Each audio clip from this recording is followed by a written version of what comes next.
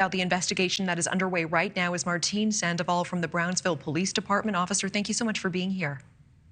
Oh, thank you. Thank you so much for having me. And there's no question, it is an absolutely tragic situation. That video is gut-wrenching to watch. At this time, my producer's telling us we're hearing that an 8th person may have died from today's crash. Can you confirm that at this time?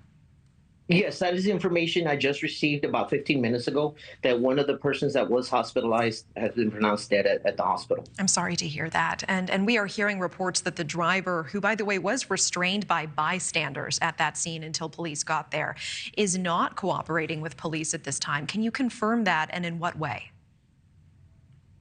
Yes, he is not providing us with his name. He's refusing to take any mugshots or fingerprints right now. We are trying to contact with him, trying to make as much contact with him to cooperate with us so that we can definitely ID him, and that way we can let everybody know his actual name, age, and the charges actually that we're going to come about with. I mean, I know that's fairly unusual. Is there anything that you can do in this case to compel him to stand there and take a mugshot, to verify his identity against his will?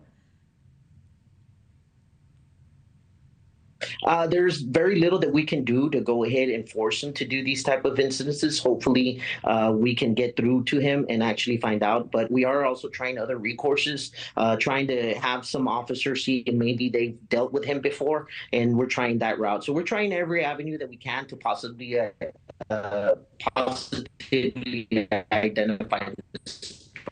Yeah, and Martin, I know we're having some audio issues. I'm going to try asking you this one question because it is an important one. The big question tonight, whether or not this crash was intentional. What can you say about that based off of the initial investigation? All right. Unfortunately, that audio not cooperating with us. The investigation is very preliminary on what actually caused the accident. Okay. Okay, preliminary as to what caused it. I know that some of the witnesses at that scene are saying that they believed it was intentional, but at this time we don't even know the identity of the driver, let alone his side of the story. So Martin Sandoval, we do appreciate your time. Thank you so much for coming on the show. Thank you for watching. Go to newsnationnow.com to find NewsNation on your television provider. And don't forget to click the red subscribe button below to get more of NewsNation's fact-driven, unbiased coverage.